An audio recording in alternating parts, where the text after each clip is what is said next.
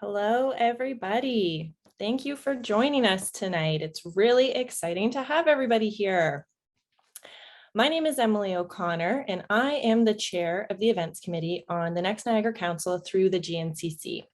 When I'm not helping to plan events for NEXTNiagara, I'm also responsible for alumni engagement at Brock University. I'm really excited to welcome everybody tonight to this event that we have hosted by the Career Shop. We would like to begin this event by acknowledging that the land on which we gather is the traditional territory of the Anishinaabe and Haudenosaunee peoples. We recognize and deeply appreciate their historic connection to this place. We also recognize the contributions of Métis, Inuit, and other Indigenous peoples, both in shaping and strengthening this region in particular, and our province and country as a whole. Tonight, you are here to jumpstart your job search. And in this 1-hour session, we're going to learn about how to launch and maintain an effective job search from the initial decision to start looking at opportunities all the way to the interview process. As I mentioned, tonight is hosted by the Career Shop, led by founders Kristen Nilsen and Venessa Magny. Kristen has spent much of her professional life working in higher education, supported by an academic background in business and education. Her work in supporting clients in their career development began while working as a career coach in 2017, but advising, coaching, and encouraging individuals of all backgrounds had been integral to her work throughout her career. During the pandemic, in addition to her day job at Brock University, she co-founded the Career Shop to provide personalized career coaching to clients who may be established in their careers, but are now looking for new opportunities. Venessa has over 7 years of experience in working in post-secondary career education, from working one-on-one with individuals to working with employers to create innovative recruitment strategies. She holds a degree in psychology from the University of Ottawa and an HR certificate from Humber College. She co-founded the Career Shop as a resource for professionals to find answers to questions they have and help people love what they do. Venessa continues to work for Brock University in career education as the employer consultant and is also on the board of directors for the John Howard Society of Niagara. If you have any questions tonight, feel free to pop them in the chat, and if we don't get to them right away, we'll make sure to address them during the Q&A portion of the event later on. I also want to mention that we have closed captioning on the event tonight. Other than that, we hope you find tonight very informative and you're able to learn a lot. Now over to you, Kristen and Venessa. Thank you, Emily. So I'm going to do the classic. I'm just going to share my screen. So bear with me here. All right. Vanessa, can we see? We are good. We're Perfect. Good. I'm going to take a quick pic for the socials. We're going to get started real hot right now. So thank you, Emily, for that introduction. As we mentioned, I am Kristen. I'm joined by Venessa, and we're really excited to chat with you about jumpstarting your job search. We know this is a time where people are either going back to work, may not have been working for a while, have reevaluated some things. So this will hopefully be timely and give you some things to think about as you move through your own career journey. So today's session, we have an hour with you, so it will be a lot of information in that hour, and we are going to save some time for questions. If anything comes to mind while we're chatting, though, feel free to pop it in the chat, and we'll either kind of get to it right then or might save it for later if it doesn't really fit, but please use the chat. We're happy to answer any of those questions for you. Emily did a really good job at introducing us, so we don't have to go into too much detail, but on my end, like she said, I've worked in higher education in roles that typically surround helping people figure out what they want to do, whether it be academically, career-wise. Venessa and I started working together in 2018 at Brock. Then we weren't working together, started the Career Shop, and now we work together at Brock again. So that's kind of how we came to be. We had can't seem to separate. Yeah, we had a professional relationship before we started the Career Shop, but just knowing how we work together and knowing that we have a lot of the same conversations, especially around people who are mid-career and kind of have been working for a little while and now are ready to make a jump have kind of seen some similar challenges and just, questions that come up. So that's where the career shop landed. But I'm going to pass it over to Venessa to share a little bit more, and then we'll get into the meat of tonight's session. Yeah, so it kind of lends itself, just go to the next slide, Kristen. Sure. So part of why we started the career shop is because Kristen and I, the reason we bonded, I think, is truly why we started the career shop, which was this idea that you kind of get a lot of support as a student through post-secondary, and then you jump into your career, and then you're doing it and you're going forward and it's happening. And then all of a sudden it's years later and it's almost like, okay, whoa, like what's next, right?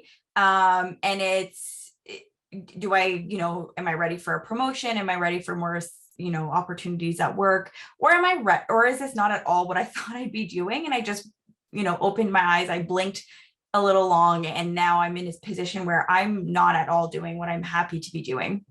And so we kind of started the career shop through our discussions of our own personal career journeys and recognizing that we have the tools and the experience to support people answering some of these questions. So we're fortunate to have that in our wheelhouse, but we recognize that there isn't a ton of support for people asking themselves these questions once they've already established a career, once they're a couple years in, feeling settled, life's changing.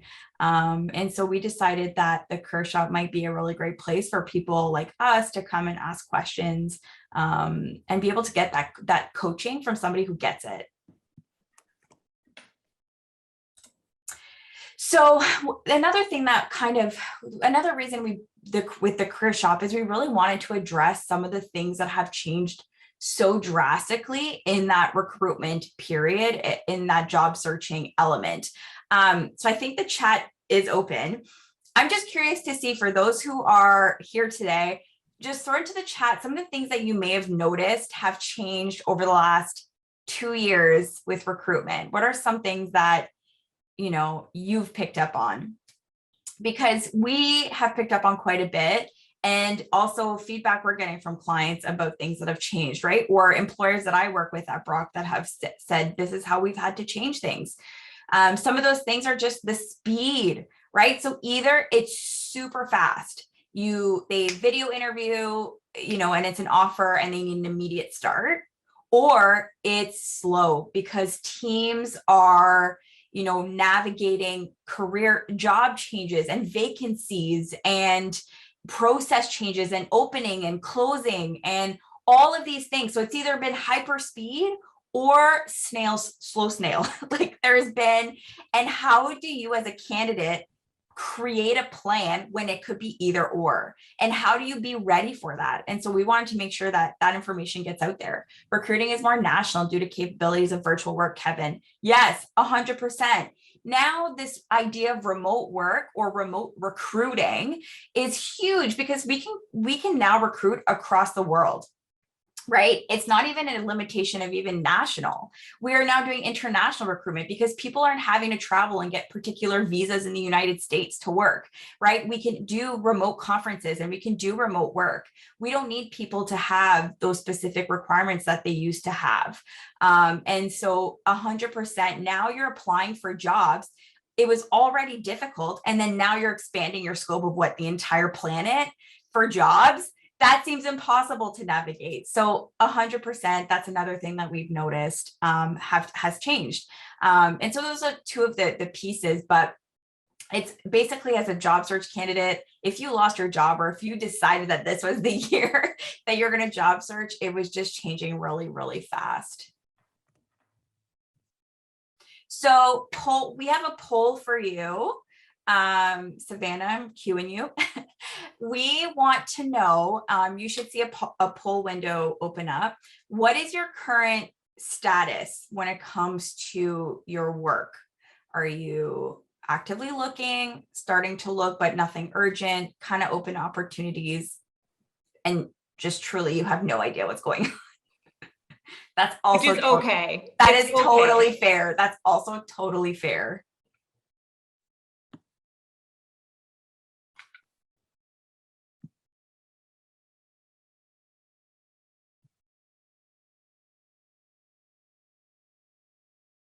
Yeah. Actively looking, starting to look. Well, at least not like nobody has no idea what they're doing. I mean, it's totally okay, but that's also an option. Great. Perfect. Thank you. How do I close this up? Oh, here we go. Yeah. So Kristen, on to you. Sure. Yeah, I think that helps us Yeah. just kind of navigate this conversation, because whether you are actively looking or, just open to opportunities, everything we're about to talk about is going to be a good kind of activity for you to go through, starting with identifying what you want. And it might feel like some of the things we're talking about are like, oh, but that doesn't have to do with the active job search process. But I think this is where you can have a much more meaningful job search process if you can kind of walk through these things that we're talking about tonight. And a big piece of that, which is why it says this is key, that often gets missed is really asking yourself what you want. And so, some of you might find this familiar, where you're just kind of going through the motions and you're like, kind of like Venessa alluded to, like you've moved from role to role, maybe within your company industry. And then you stop and you're like, wait a second, how did I get here? Like, I don't know if this is what I want to be doing. So make sure that you're taking some time to identify what you want. And some of the prompting questions for this, or the things that you can be looking at, would be the current work that you're doing or the most recent job that you had, and ask yourself what you like and dislike about it. So often we just get kind of caught again in the loop of going to work, doing our thing, whatever, and we're not acknowledging that there are things that we don't like about our role and we would be happy to never do again. But there are also things that really give us a lot of energy. And sometimes those things that give you a lot of energy aren't the main components of your role. So kind of take stock of what those likes and dislikes are. From there, you can identify, okay, what's a negotiable, what's a non-negotiable for me. But you really have to start thinking about the work that you can relate to, which is likely roles that you've had, as a starting place of what you like and don't like. Again, sticking on theme, especially with the pandemic, how has your life changed from when you started in this particular role, in this particular organization?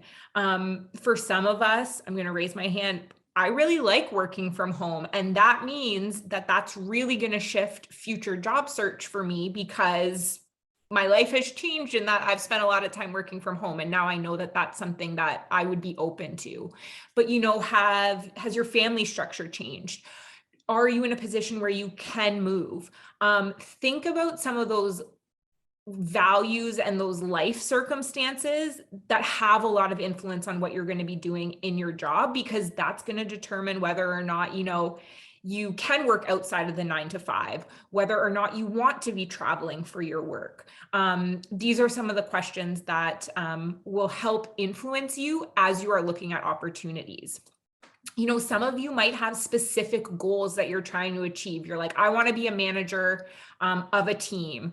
I want to work in this particular job title. And that's awesome if you do. If you don't, again, don't worry, just like it's okay to not know what you want to be doing. But if you are someone with a specific goal in mind, you want to kind of flag that as the identifying what you want, because as you start looking for roles, you want to ask yourself, either is this the goal I'm trying to achieve, or will this get me to that goal that I want to achieve? Because sometimes it is about stepping stones. And then kind of the last piece of identifying what you want leans a little bit more on knowing that you don't have to do this on your own. So figure out who it is in your life, whether it's friends, family, your partner, trusted colleagues, who you can start having conversations with about, what you think you might want in your career, just kind of talking about work. Often the people that we're closest to can flag when we're on the right track or when we're not on the right track, but also identify like, hey, you're really good at this. Like, you always talk about how excited you get when you do this. And it might be things we're not even, thinking about. So let's say you're exploring a particular opportunity and the person you're talking to says, oh, that's kind of interesting that you would like that, because when you did this project, you complained a lot. So having that dialogue can be really important. And I give that example because I've been in that situation where someone's like, oh, weird that you'd go to that job because you didn't seem like you liked it the last time you did it. So just know that when you're identifying what you want, whether it's, sitting down, taking stock, doing some sort of like strengths assessment, or having dialogues with people in your life, all of these things are going to help you hone in on kind of what you want and what you don't want. So that's kind of baseline. We got to figure out what you want first. Can I just add to that? And Sure. Again, throw into the chat too, like, are you a self-reflector? Because I think like Kristen and I spend a ton of time self-reflecting. We love it. This is what we do. But I think your average person is not sitting down and be like, what do I want? And what am I good at? And what are my goals? Because life is busy and it happens and you go forward. I had a client who spent 15 years in a company and then lost his job and then had no other goals because it was just happening, and he just had the job and it was just what it was, and had spent no time sort of self-reflecting. So even if you're not in a position to be immediately job searching and open to opportunities, what are those opportunities, right? Like, what are you open to? I think these questions can help at least kind of set a plan. For sure. Just see a question in the chat, which I think will lead to the next part. So I'm going to flag it here. So question was thoughts on micro credentials and if they're valuable during the job search. So that's something that comes up a lot of like, should I get more education?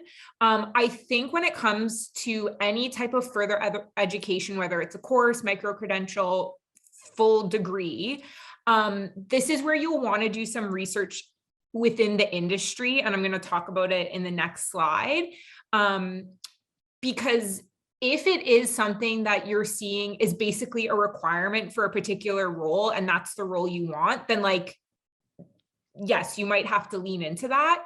But if it's like an okay to have, but you're not seeing that it's a requirement, like it might not be necessary right now.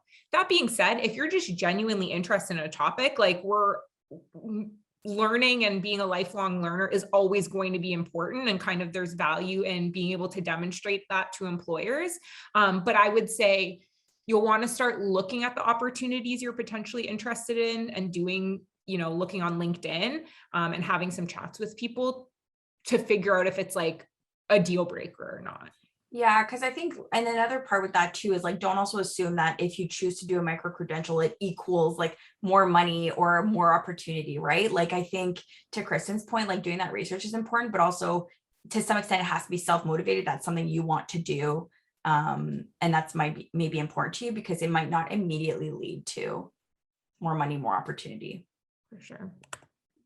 Okay, so the reason I said it kind of leads to this is, you've done the self-reflection, you've sat down, you've really thought about what you wanted. So like, what are you going to do now? How do you activate that plan now that you have a general sense of who you are and what you'd be looking for in a role? So we kind of, as Venessa and I were talking about this, we kind of broke it into like 2 different sections. A lot of this is going to cross over. But if we assume path A is just movement within your current organization and field, like things you want to think about are who can you speak to? Who can you tell? So if you are in a position, and I want to acknowledge that not everyone is in employment or in a position to have conversations about career change with your manager. So I just want to recognize that. If you are in a position where you have open dialogue, your manager or your team is very open to career growth, even if it's not in the organization, then I think you want to start having those conversations with your manager to even flag, I'm ready for more responsibility. There's a role in the organization that I'm really interested in. On a similar token though, who can you learn from in your organization? So this is where you might have to start reaching out to people that you don't normally work with and having, like a coffee chat. And the coffee might mean you're sitting at home and you made coffee and they made coffee and you're doing it virtually. But who can you learn from and what resources are available to you so you can start to navigate that path. And to the question about micro credentials, that would be a great question for someone who, let's say, works in the marketing department and you're not in the marketing department, to speak to the importance of particular credentials or not in their work. And again, that leads to the next question of figuring out what skills you might need to develop to make that move. The other thing Venessa and I talk about a lot is our experience and our skills don't always come from our, 9-to-5 day job. So also think about, what are you doing outside of your, work time? Are you volunteering? Are you on a committee? Sometimes we downplay those other projects that we work on, but they are just as valuable to being able to demonstrate that you have the competencies for a role you want to move into. So assuming, maybe you are someone who's in a role and you're sitting here and you're like, I know for sure I want to be in a different industry. Like you're a teacher right now and you want to go corporate. So that might feel a little bit more unfamiliar to you. So you're really going to want to rely on some research. So start looking at what opportunities are available. LinkedIn is like a super search engine for everything career. You can see what roles people are in. You can see what job postings are available. You can research the company. So really rely on some of that industry research. Again, we're going to talk about coffee chats a lot because they are a great way to get insider information from people who already know the work. I would challenge you, if you are thinking about making a career move, you maybe feel like there isn't anyone in your world you can talk to in the next month, reach out to someone, whether that be via email or LinkedIn, and set up a coffee chat, 15, 30 minutes. It is not for you to ask for a job. It is for you to learn about that field, industry, role. And these can be really valuable in growing your network. But again, giving that insight to, is there going to be specific training I need? What is that world like? Learning about time commitment. Is there a lot of work off hours? Is there a lot of flexibility? Is the schedule, remote and you never have to be there? So if you're moving in a new direction, I think that mentorship piece and reaching out to people in the industry is going to be really valuable to you. And then developing maybe a mentorship relationship if you're kind of making that move from someone who's already been in the industry. Venessa, do you want to add anything before we keep moving? Yeah, so we received an email, a question with registration that said, what are some of the challenges employers and employees are facing when onboarding in a virtual world? And I know this is not related to onboarding, but I do find like this is another part when we were talking about like why the career shop and like all that stuff, that's changed. Because for path A, if you're looking for internal promotion, movement, you can meet somebody at the line at the Tim Hortons, or it's walking in a hallway and introduce yourself and be able to have an organic discussion and build organic relationships. And then path B, right? Like you could go to networking events, you can do the Niagara Chamber events, and you can attend and again, have those organic discussions where you can have conversations that are, that can just easily build to more and a follow-up. There is so much more demand for you to outreach and for the will to do it. And again, we get so busy in our days. Like Kristen and I are on multiple committees. We work, we have the career shop, like, right? But yet we have to pull it within ourselves to intentionally reach out to somebody. And that's what's changed about the virtual world, is it's that much harder. So people have resorted to just applying to job boards. It's just not enough. It was never enough. The difference is now we have to do that intentional outreach. And I genuinely miss those organic conversations at networking events. Like Kristen and I are both avid networkers, and like, we just miss being able to just have a conversation. And sometimes that's all you need is that 5 minutes, and just, now you have to schedule, and it's just a thing. Yeah. And I think when you are doing that too, if like the thought of reaching out to someone makes you feel so like you're like getting highs, and I'll say this too, just because people know how to do it, I'm looking at Venessa and I, doesn't mean it doesn't feel like work. Like 100%. We have to put it on too. So this is not to make you feel like, no, oh, it's easy for them. No, because it still feels hard, but yeah. Where was I going with this? But if you can make the move. I always say the worst thing that's going to happen is someone ignores your email. They don't get back to the LinkedIn request.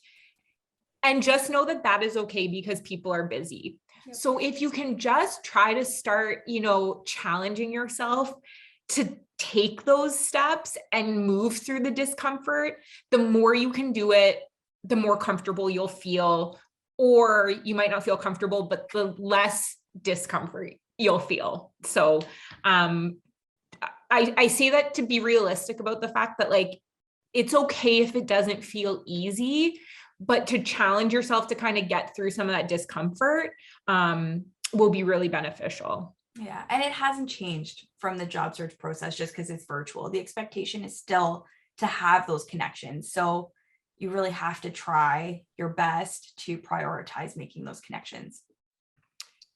So in terms of, identifying who you are and activating your plan, the kind of one underlying piece through all of that is also making sure that you are researching opportunities. So if you're feeling like, oh, I don't even know what I like to do, or I don't even know what jobs are out there, get on LinkedIn, like we said, go to the company websites of organizations that you've at least have heard of or are familiar with.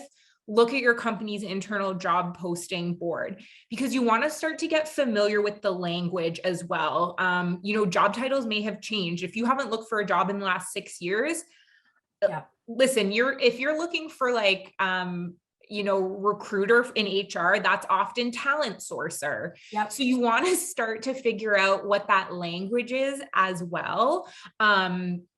Because you might be looking for a keyword that isn't actually reflective of those jobs anymore. And really the only way you can start to see what postings are out there is to just be searching, and things will pop up, and take a look at something you might be curious at.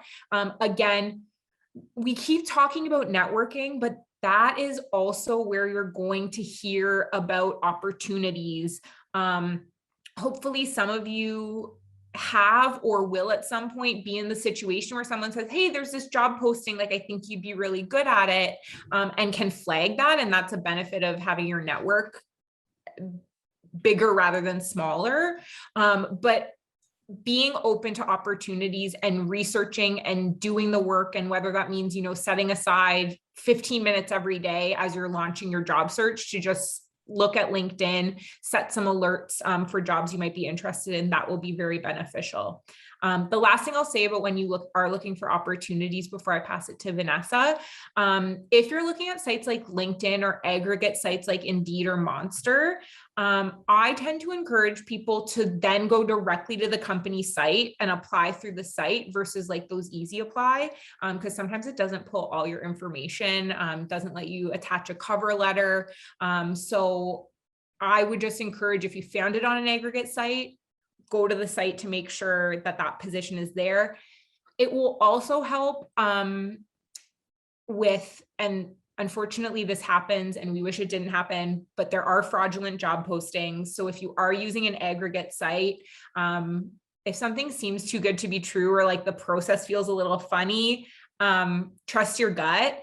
I don't want to say that again to scare anyone, but just want to flag it if you are starting your job search and you are relying on sites like Indeed and Monster a lot. There are some things you can do, like going to the company website, just to make sure the job is still posted, and apply directly through there. So that's kind of my little section of now. I'm going to pass it to Venessa to kind of keep us going. Also, so we can make sure we have time for any other questions. Nice. So like we said, we love the chat, so please continue to add comments and whatnot. So like Kristen said at the beginning, a lot of this might seem like, okay, we were hoping for like a path of like how to look for work, and this might seem kind of like airy, but it's truly important, because like we said at the start, like Kevin's comment, like our job availabilities and possibilities are now global. So how do you even do that if you can't answer the question, who are you, and what do you want? Those are the two fundamental questions that will just be able to guide you and will really support the confidence you portray. So Kristen and I always talk about career confidence. We've talked about doing seminars about it and branding, and we just love the career confidence concept, because truly I've have friends who I think are so confident in who they are as people. And then I ask them, like, who are you? Define yourself. And they get nervous and they get scared and they don't know what words to use to define themselves. I do it with myself. I think I'm a fairly confident person in what I can provide. And you put me in a situation that's like, name your top 3. I'm like, right.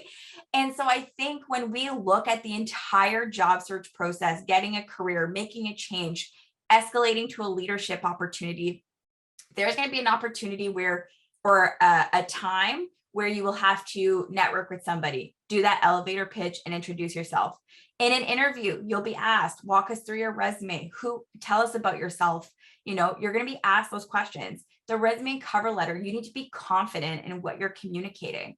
So how are you supposed to do any of these documents and any of these steps if we don't take the time to self-reflect and take the time to be curious about who we are? Because again, we just kind of go through the motions. And I don't know about you and Kristen and I've talked about this, but I feel like the last 18 months are just this weird blur. And it's not until we return to the office that I realized I've also learned new skills, right? Like my time management is different. My use of technology is different. I know how to convert a PDF now that's non-editable to editable. I used to just print that bad boy right on it, right? Like our skill sets have changed, and we have to take the time to be curious about ourselves and be curious about what we're capable of doing. And we're just so much more than our jobs. And I think that that's something that's really come out of the pandemic too, is like, this is how I see it. We are multiple buckets. No one job will ever fill all of the buckets. If you are lucky, if you find a job that fills 70% of your buckets. So what 70% do you need from your job? What are those buckets that your work can fill? And the rest, those are pieces of who you are that you bring into work, right? The 30% of, if you're a gardener, a golfer, whatever your side projects are, those all come into who you are at work. People in my network know my boss. If I start openly talking about looking for work, not in my organization, I'm worried my boss will find out. How should I handle that? Oh, great question. That's a great question. So I think this is where, it can't be a blanket statement. Like you do have to know who you can trust to have those conversations. So I think, don't start telling everyone that you're looking for a new job. And I think be mindful of how you're communicating that. And it's not an old saying, but it's a saying I like. It's don't quit a job before you leave it.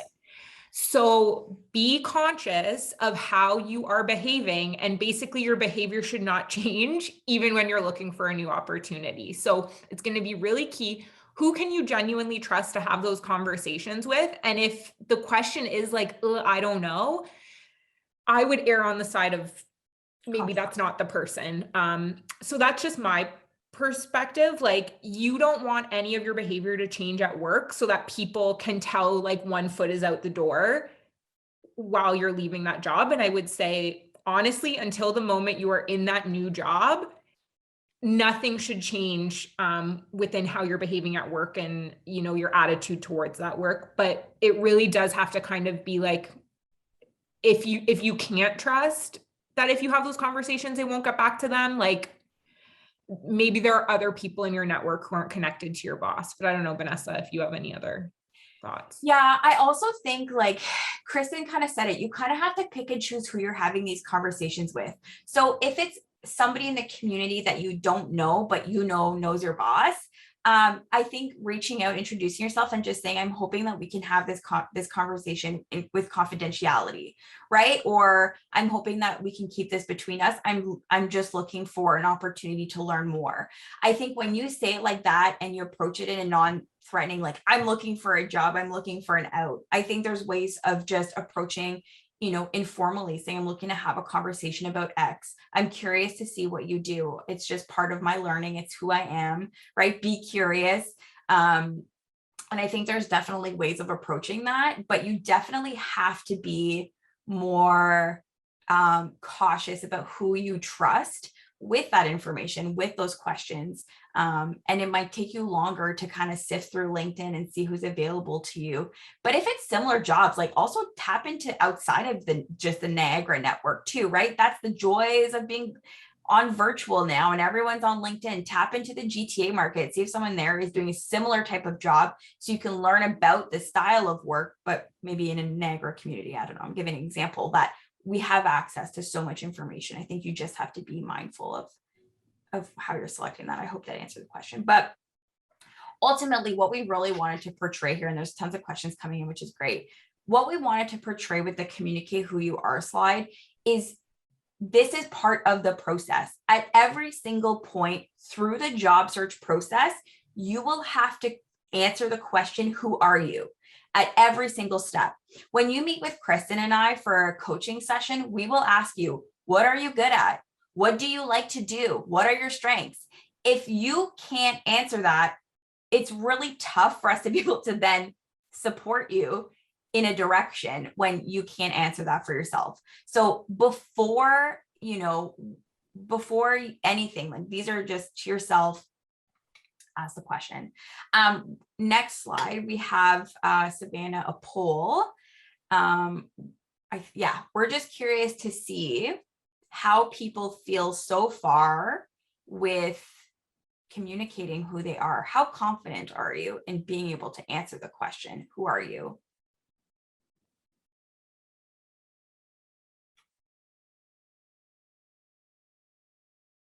And again, it's okay if you say, I have no idea. That's fine. And also to people submitting questions in the chat, we do see them. So yeah, we'll get to them.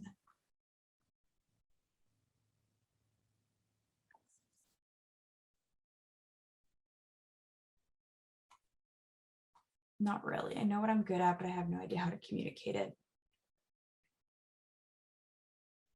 Awesome. So to the 33% that have an elevator pitch ready to go, that's awesome. And truly, you will notice that every point through the job search process, you will be using it. But for those who kind of have an idea and kind of don't, it's not easy. And again, we spend our careers just moving forward day by day. We wake up, we go to work, and then we blink and we may have developed new skills or be in a situation that, has changed. And we don't know how to communicate that, and that's okay. And we haven't taken the time to self-reflect up until today, up until this moment when we asked you, do you know how? And that's okay. That's the point, right? So we recognize that it's not like the majority, I would say, don't have a ready to go elevator pitch.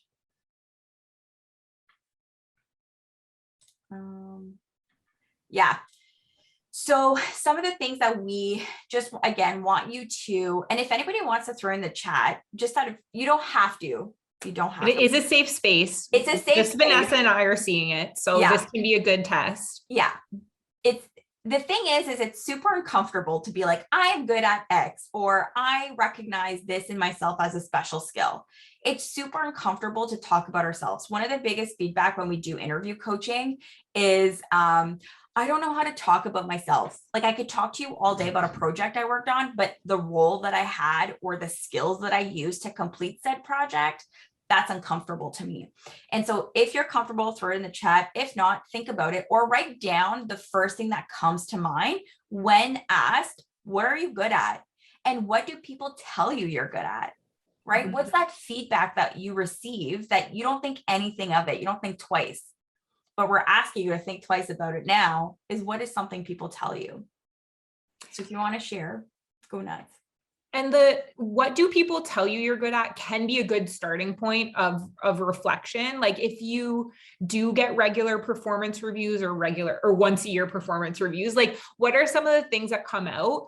Or conversely, what do you notice people come to you to ask for, right? Because that can sometimes flag things that you don't think are that important that are important. And I'll say that was a big learning for me, as like Vanessa said, we do a lot of like self-reflective activities at work.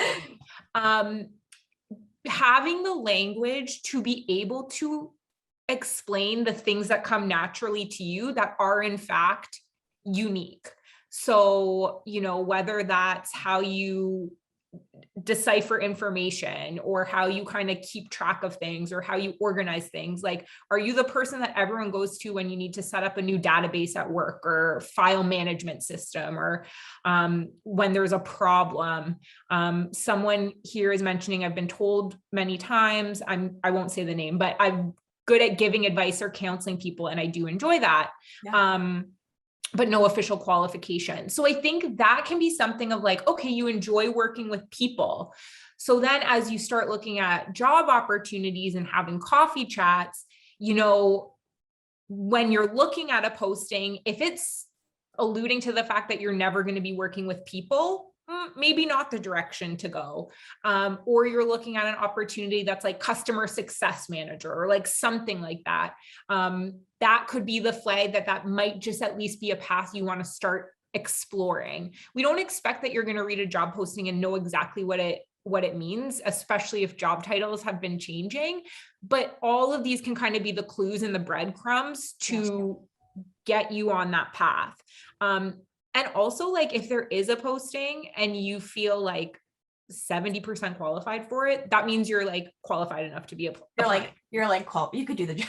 Yeah. People also know that, like, if something sounds interesting and you're like, yeah, these has like a number of things that I'm good at, but I don't know if I meet X criteria, like, don't let that stop you from applying either. Yeah. Which again, that we can have that conversation like at another time, but as you're figuring out what you're good at, you just want to use those as the breadcrumbs when you're then looking at opportunities and talking to other people of the path you might want to go down. And I think when you are doing those coffee chats, those networking, and you come across somebody who says, I'm, let's say, in this type of field, but my job revolves around supporting people with their finances, just an example, that could be interesting for you, right? Like, it could be something where it's still aligned with your field, but a different perspective where you get to work with them in a different capacity. So I think it's definitely worth tapping into those. If you do not have X criteria, do you own up to that in the application process cover letter? Sorry, I'll just go back to your last point. We'll get to the questions in a minute. But I think it's important to tell yourself what do people come to me for, and what are my special skills? Because we focus so much, like, and even Kristen can say when we do workshops or work with clients, they're always like, oh, I'm scared of the weakness question. And I'm like, okay, let's focus on what you're good at, because they're going to hire you for what you're good at. And it might seem something obvious to you because you're good at it, and it might be easier to you than some. But I can tell you that counseling and providing advice is not something that's easy for all. So truly recognize that in yourself, that's why they would hire you, is your special skills, right? So I think it's great that you're recognizing what people are telling you. We'll go to the next slide. And I think I kind of want to just jump to questions because there's like some coming in here. Yeah, I think this is the last one. So yeah, perfect. This is the last one. So just some of the things that we want to say. So again, today was never meant to be this like step 1, step 2, step 3, step 4 in the job search process. I think we all have an idea of how it works. You have to have a resume, a cover letter, you apply to a job, you network, right? I think it's the behind the scenes and everything going around it that is really what we want to touch upon. And it's truly why we created the Career Shop, is to share this, because all the while you're applying and not hearing back, and this process is slow or fast or global or local, right? You need to be able to be confident in who you are, confident communicating your skill sets, being resilient, being committed to the process, saying, I want this for myself. I want to do this for me, for my family, for my friends, because, I want to achieve that next step of who I am, right? Being curious about what you're capable of, I think are all just really important things to remember when you're feeling stressed or struggling, or you don't know what's next. Just remember, it's all part of the journey. And this is really the tough stuff, right? Applying to an online posting is not the tough part. It's all of the other stuff going around in the background. That's the tough part about job searching. So we hope, yeah. And I think just on the staying motivated piece too, the part about reality check is, while we can kind of do this session and everything is like in a perfect world, like this is kind of how we're moving through it. It doesn't always work that way. And I, have experience in HR and have sit on interview panels, and as has Venessa. And the tough part about doing all of this work is you can do all of this work and still not get the role that you were really excited about, or still not get the roles that you were really excited about. And it doesn't mean that you did anything wrong. It could just mean there were a lot of good candidates. Sometimes you might not be doing things as well as you could be, and maybe you are having issues in the interview process or there was a disconnect. But I think know that you can still do everything well, and it might not move as quickly as you want it to, and that's okay. And so that's where the resilience piece has to come in. And it doesn't mean this false sense of positivity all the time, like everything's fine, I'm having the best time ever. But okay, this didn't work out, I'm going to pick myself back up and keep going. Obviously, that wasn't the right fit for me. And I know some people, might identify a little bit more with like the right role will find me. And if you do, amazing. I think that can really help. And I truly do think that when I look at the opportunities that didn't work out for me, I can look back and be like, that is how it was supposed to be. Like, thank you, whoever was like, right. But just know that when we talk about kind of preparing yourself, we are really talking about being as prepared as possible to know that like you did as much as you could. Yeah. But that it's still not always going to work out for you like 100% of the time. And that's okay. So I just kind of leave it at that. And it leads to a question here, actually. When working with clients, have you seen greater success with applicants applying through postings or their profile, or recruiters, or, doing that type of, and that's the thing, right? There's no exact science to this. And that's like, to Kristen's point, the kind of frustrating part. So you could work with us and do everything, and it'd still just be a tough market right now. Like, things are just tough. So there's no exact science to it. I wish we had a secret formula, because we would post it on this slide and give it all to you. Like, we truly would. There is no secret sauce. What all we're trying to do is, and part of what we offer to clients, and what I say to clients all the time, is set yourself up for success the best way possible by making sure you've done the research, you've done the work, you've consulted the people who are, quotations, experts in this field as much as they can be, and just like put yourself in a position to succeed. But truly, there is no formula of what works, what doesn't. I also think it's the approach. If you want to go the recruiter route, it's maybe a bit more impersonal, right? They have quotas to fill, jobs to fill, and there could be a little bit more of that impersonal touch in some cases. And if so, I would say find a new recruiter. But there's less of that coaching piece. Like, we get referrals from recruiters who are like, hey, so-and-so client, is looking for work, but is not there yet. It needs a resume review. Can you support with that? And then we send them back to the recruiter to look for work. So kind of self-reflect too on where you are in the job search process, and what supports you need, and who can provide you those supports. And just to clarify on that one too, because recruiter can mean two things. So in that case, Venessa means like a recruiting firm. So you kind of work with them, they find a role for you, there's an exchange of compensation for that. Unlike a recruiter who recruits for a company. Like a talent acquisition specialist. Yeah. Yes. It's so true. I forget that, like, we're just like, this is our lingo. So just final thoughts before we get to some of these questions. And, listen, if you ever need a boost of positivity, just come talk to Venessa and I, because like we can walk you through that process, because that is sometimes ultimately what you need. Like, it's not that you don't have the information, have the tools. It's just, you need someone to walk through that process with you.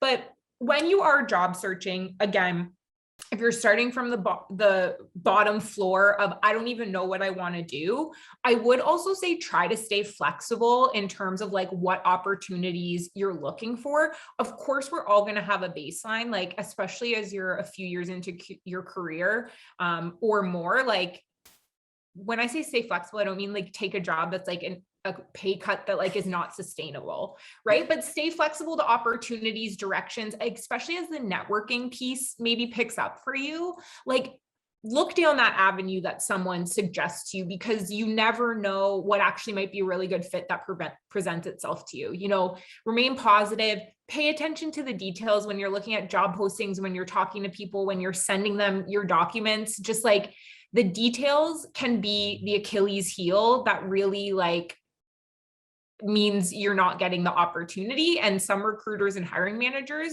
might be a little bit more harsh than others. So like, if you're sending a message for a coffee chat, you're sending your resume and you spell someone's name wrong, you don't even put the right name, like pay attention to those details. You know, don't quit your job before you leave it, as I said. And then I think what hopefully, and I don't know that we said it enough, is like, also be yourself.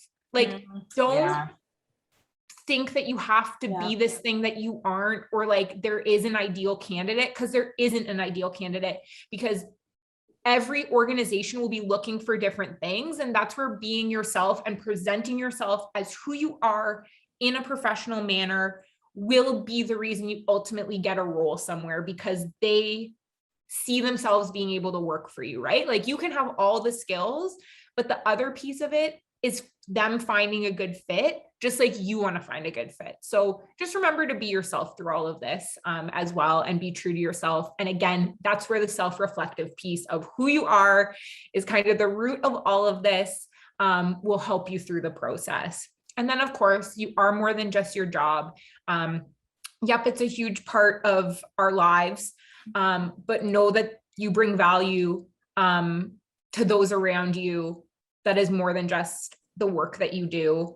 And hopefully that can help you take a step back and a deep breath as well, that you can get fulfillment. Again, like Venessa said, work isn't going to fill all your buckets.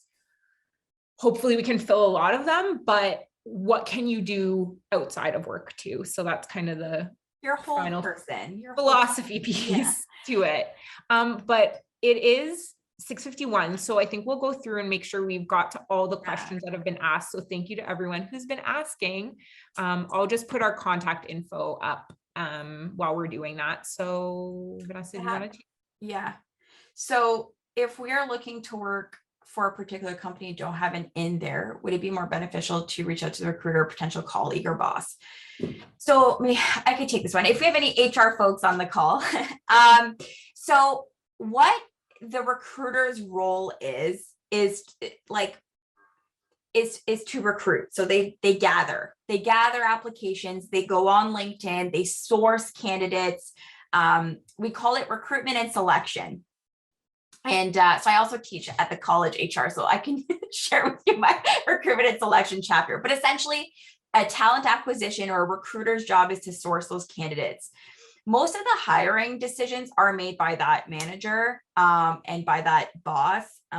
So I also think in order to network and have coffee chats, the best person who can give you information about the job is the person who would be supervising the job or working with alongside that vacancy or that ideal position you want, right? The HR person, I think, is awesome to share details on culture. They're very much part of the culture making process, and obviously all the recruitment pieces and all that, and can connect you within the company. But I think true questions about what is that day-to-day job, like what are some of the expectations, what are growth, that truly comes from the person working alongside that role, right? And they ultimately have the final say in who they hire in most teams and most departments. So I would say when you're doing some research on LinkedIn, is really looking for people who can speak to the work and the type of role that you're looking for. I want to take this one because I think it's really important. If you do not have X criteria, do you own up to that in the application process, i.e. cover letter? My philosophy is do not draw attention to the negatives unless you are asked directly. So we're not saying, although I do not have this experience, your job in the resume and cover letter, at least at that point, is to show them why you are the best fit. So you're going to be using the job posting and any research you know about that company as the fact-finding mission, the roadmap of what stories you will then talk about to show that you are the right fit. So I do not think, and again, the resume and cover letter, you don't have much space. Specifically, cover letter is going to be no more than 1 page. So then to even point out that you don't have something is like taking away from space you could be using to show you have something. If in an interview, they ask you about something specific and you maybe don't, have that, of course, we are not going to lie and say we do have something. Like, I'm not going to be like, yeah, I'm an Excel expert when they ask me that, because then I'm going to end up in really uncomfortable situations if I am the successful candidate. However, you can use that opportunity, to talk about, what, I'm not as, fluent in that software, but speak to your ability to learn new softwares, right? Speak about your ability to learn new skills. So, and that's kind of like, I don't want to say spin, but it is a little bit of PR for yourself of how you can, speak about yourself. So the answer is never lie, but it's also, you don't have to draw attention to the negatives. That also brings me to, if you had a gap in your resume, you don't have to speak to that specifically. Like, again, if they ask you about it, but you don't have to draw attention to it, because odds are they're not even going to notice when they're reading your resume and cover letter. So hopefully that kind of answers the question about, like, if you're missing something, if there's a negative, just please don't draw attention to it if you don't have to. So I think the resume gap is a great comment to bring up. Like, I think resume gaps were more a thing when people used to be at a job for 30 years and they were like, oh, that's odd. Why did you not stay for 30 years? Now people leave every 2 to 3 years. So you're not going to put every single job you've ever had on your resume. So naturally it'll have a more functional appeal and have gaps and all that stuff, which we can talk about but I saw another one too. What should our expectation be for length of career search? How long does a career change take? How long does changing careers take? Okay. Well, this again is part of, like, we don't have a magic sauce and like a magic formula, and it depends how eager and willing you are, right? Somebody who's 100% committed to it. Like Kristen and I often say, like, to commit to a full job search is a full-time job on its own, because that means you're doing all these self-reflection piece. You're working with us on your documents. We're strategizing with networking, interview prep. Like, there's a ton of work that goes on into it. You're doing active reach out. You're strategizing which jobs you're applying to. It's through a spreadsheet. Like, it's a full-time commitment. And someone like that may get faster results than someone who's doing it, passively, who is getting updates every morning from LinkedIn. Here are 6 jobs that you qualify for. And you're like, apply. And it's impersonal, right? And so those two candidates will have very different experiences in their job search process. So I think that level of commitment really dictates. So I can't give you a time. And let's just say, like, pre-COVID, an average recruitment time I always said was 3 months by the time you apply, close, and start. Now it could be anywhere within weeks to even longer than that, right? So because again, we're kind of navigating job changes and September burnout and vacations, and we're coming into holidays and half staff and kind of half open offices. So I think it just depends the level of commitment, and you'll also know where that company is based on the conversations you're having. Yeah. And I just think if you're, let's say you're like, I applied to 30 jobs and I haven't had a call, like, that might be more of the flag that something's going on than it is how long. Cause like, if it took you a really long time to apply to all 30, that'll be different than I applied to all of those in a 3-month period. But I think we might have to, Venessa, any final thoughts before we pass it to Emily? Just follow us on social, because we actually are doing an October branded, so you're changing careers type of marketing. So make sure to follow us on social to see tips there. And I think you'll all get this recording as well. And we are going to send another resource. So look out for the email from the GNCC or NEXTNiagara. So there will be some follow-up with all this information as well. But Emily, I think it's your time, right? I'm up. You guys stole a bit of my thunder by announcing the recording and your extra gifts that you're going to pass along with the recording. But first and foremost, we at NEXTNiagara can't thank you both enough for sharing all of your knowledge. And before we go, I actually wanted to just share a little personal anecdote because I had the opportunity to work with Kristen in the career shop. And so I just want to point out that despite all of the amazing information and tips and tricks that they just passed along for starting your career search, I wanted to just point out that it's also amazing information for those who are happy in their careers, but have been doing it for quite some time. I've been fortunate enough to be working at the university for many years.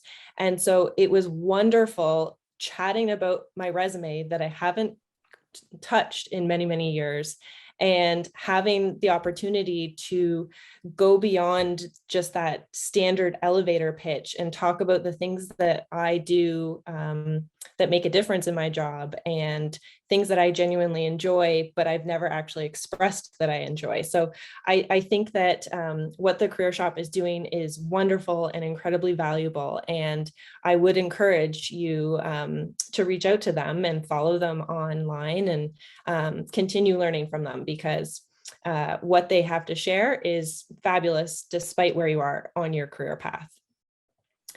But before we officially wrap up, I want to formally thank the two of you. I hope that everybody was able to learn something new.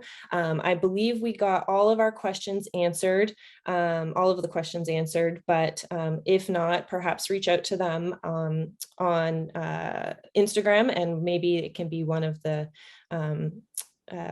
posts later on. They can address some of the questions that maybe didn't get answered. As you saw there, you can follow them on Instagram at the.careershop.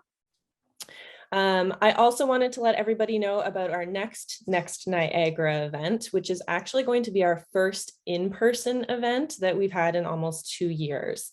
It'll be a COVID-safe, very safe networking event on Thursday, October 14th at Austin's.